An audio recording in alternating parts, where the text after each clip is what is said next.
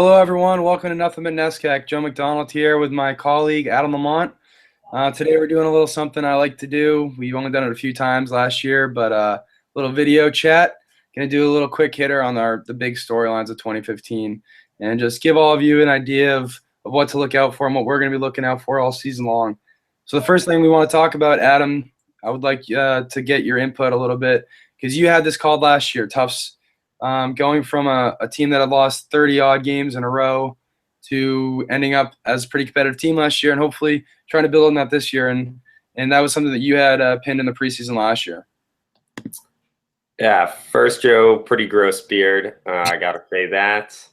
But yeah, Tuss, obviously 4-4, a lot of magical moments that came out of all that. But they lose a lot of contributors. Obviously you lose your QB, Jack Dahl, a couple of guys on defense. But they do have a lot of talent coming back. And allegedly their freshman class is very good. Who knows how soon they'll contribute. So the question is, at QB, they have a lot of talent. Alex Snyder is a guy who's played a good amount because of injury already. And then also they have transfer from Dartmouth, Jonathan DeBasso. So that, they have guys there, and even the other guys who I didn't mention are also good. And they have some other guys. Mike Stearns, a stud on defense. They just have to replace James Brow on the defensive line. They need to be better than they were last year, creating pressure, because they're still not as good in the trenches as a lot of other NESCAC schools are. I think they might take a step back this year, but overall, I like where the program is headed. Yeah, and that's really a feel-good story for anybody who follows the NESCAC. If you get a chance, anyone watching, try to find. I think this was on. We probably tweeted this out last year that there was a video of the team after their first win. Really emotional. If you watch that, I think just goes to show how hard that crew has worked, and it's really great to see. But speaking of the quarterbacks now, the biggest quarterback interest story in the league this year has to be up at Middlebury, where returning co-offensive player of the year Matt Milano is coming into his senior year, but UNLV transferred Jared Leibowitz is also there. He's a redshirt sophomore, played a little bit for UNLV last year. Camp opened up a few days ago, and Jared Leibowitz is slowly learning the offense. Matt Milano looks crisp as ever, so it's going to be really interesting to see. I'll be up there in a few weeks when school begins. I'm excited to get a look at both of them. So that's going to be really, really interesting. But, I mean, either way, Adam, this team is stacked on offense. I expect them to repeat the offensive performance they had last year. I don't know what you think. Yeah, I think they'll be just as good or better on offense, and the defense might actually be the strength of the team overall, which you don't traditionally, that's sort of their weakness, but they have a lot of really good guys. You just I could go down the list, but we don't have time. And they have tons of talent.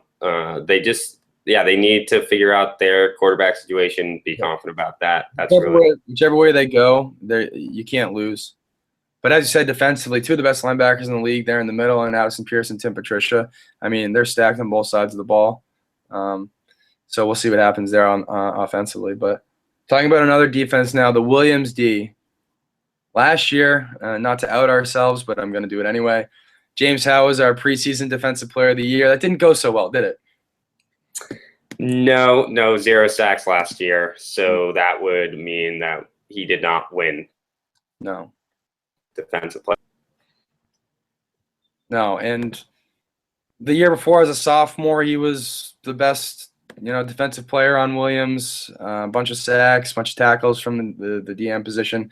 We're not really sure what happened. So that's a big thing to watch out for this year. But you're going to see them week 1, Adam, so you'll get a great look at James Howe and the rest of that Williams D. Yeah, Williams coming up to Bowdoin. I will be at that game. I'll be calling that game for NSN for doing their color. And I'll have both eyes on him always, except when I'm watching other stuff. But, yeah, I'll be watching. Yeah, I mean, the big question is how much of that was James Howe taking a step back, or was it the guys around him not stepping up? And I think in speaking to head coach Aaron Kelton, he definitely he didn't completely take the blame off of James Howe, but he did say that the other guys need to step up and make plays if the other team's just going to run away from him. So moving along now, Adam. Another one of those programs that's really risen in the last couple of years is Wesleyan. Usually they were the little brother to Trinity in Connecticut. Last year, actually the last couple of years, they've been really competitive. And last year, as we know, had 20-odd seniors that were impact players for them. Those guys are all gone. It's going to look like a very different team this year, isn't it? Very different team. That class of 15 was unbelievable, especially because then you got Jake Busani, who came back for a fifth year. Mm-hmm. But the one guy, the class of 15, who's now back is Ladarius Drew. And you also have Lou Stevens. So you got guys at the running back position. There's definitely talent on defense. You did mention, but a guy to look out for is Devin Carrillo. But I'm just worried about the quarterback position, which I don't know much about right now. I don't know what to expect there. Yeah, and unless you're part of the program, you're not going to know much about any of the position battles there, to be honest. There's probably 3 guys competing for that quarterback position, including Ike Fuchs, who's the place kicker. So interesting. He played a lot of quarterback and JV games for them. But I will see their game week 1. I might not be there in person, but I'll be watching. They're playing Middlebury, so that's obviously an important one for me. I still think it's mainly just a hunch, and in speaking to Coach DeCenzo, that I think they're going to have a lot of talented guys filling those holes, but we won't know until we see them on the field. There's really no way to tell, unfortunately. So we'll let you know after week 1.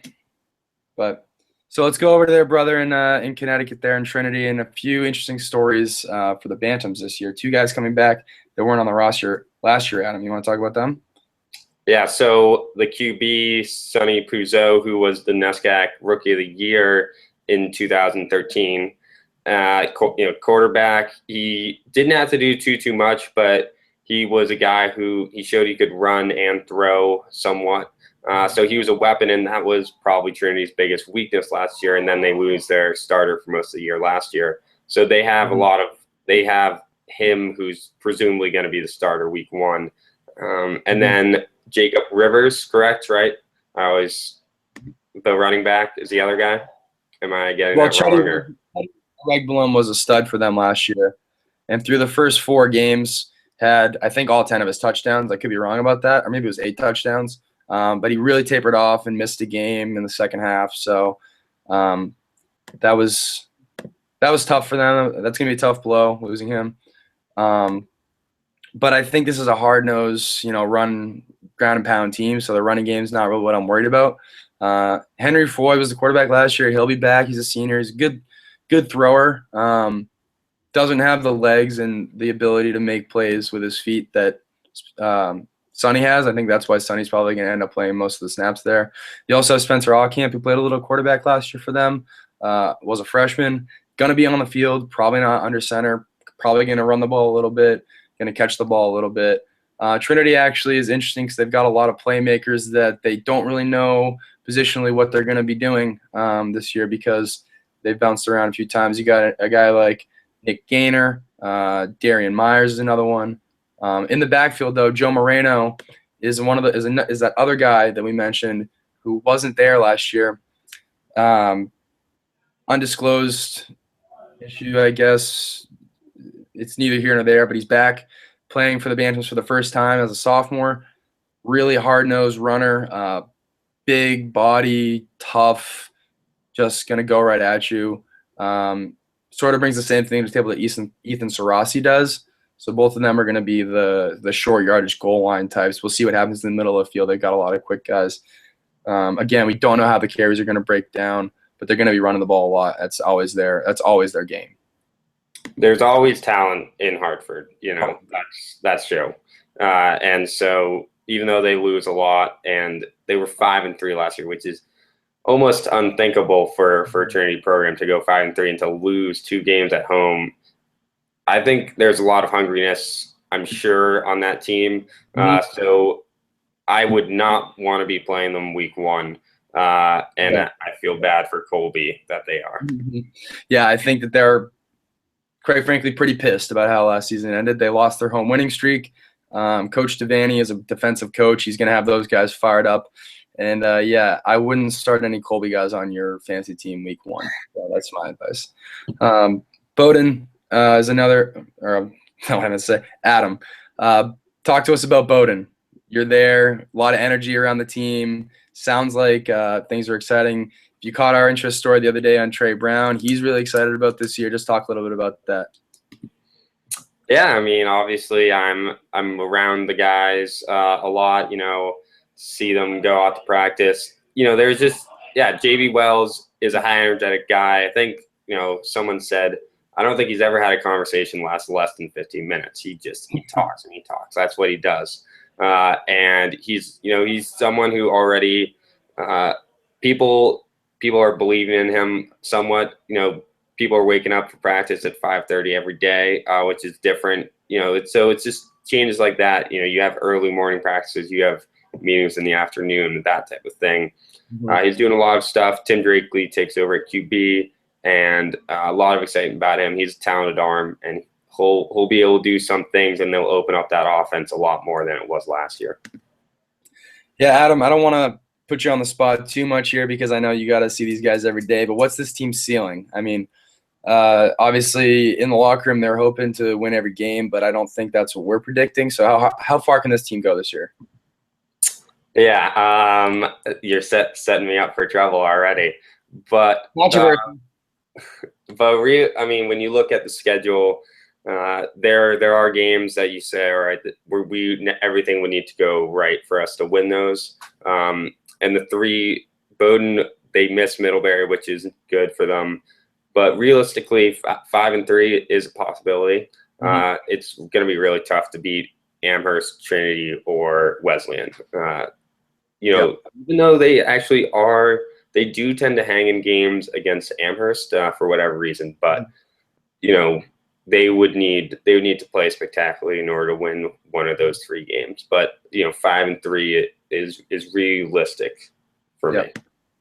Just as a short digression here, I think you brought up something there. There's a clear top 3, maybe top 4 echelon, I think, in the NESCAC this year, and then you get a whole bunch of teams that could all go 4-4. They could go 3-5, 5-3. I think we're clearly looking at Middlebury, Amherst, Trinity, and we think Wesleyan's going to be in there, but we don't know because we don't know what the guys are like that they're stepping into bigger roles this year. So would you agree that we got clear 3, maybe 4? And everyone else is sort of battling just to be relevant?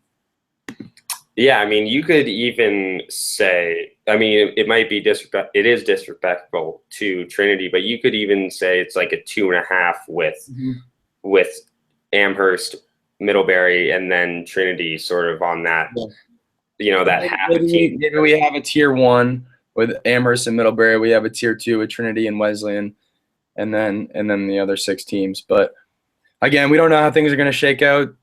The league could be completely flipped this year. That's just how the NESCAC is, and that's why we love it. But so we got one more team to talk about, Adam, and that's the defending champs, Amherst Lord Jeffs. What are you thinking? What are your expectations?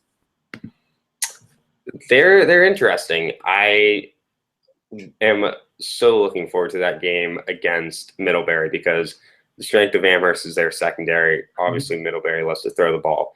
That will just be like nerd fest for me, just like football, seeing those matchups play out. Yeah. But I think they'll be actually good on offense too.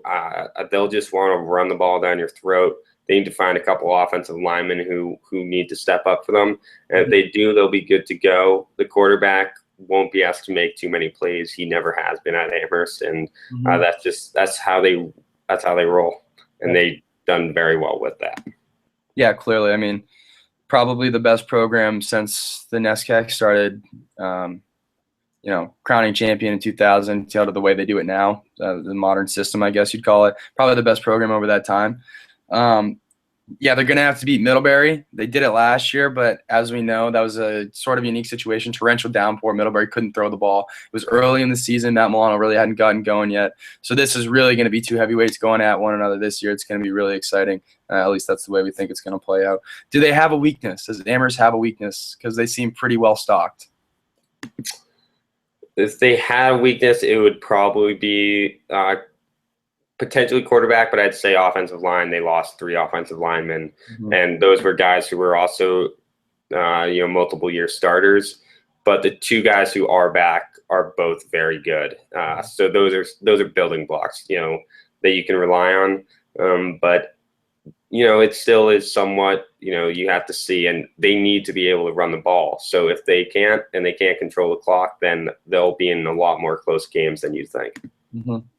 And I think for Amherst, there is the potential for them to play a lot of close games and maybe slip up because they don't have an explosive offense like some other teams. So there's potential for maybe an upset here or there. So we'll see.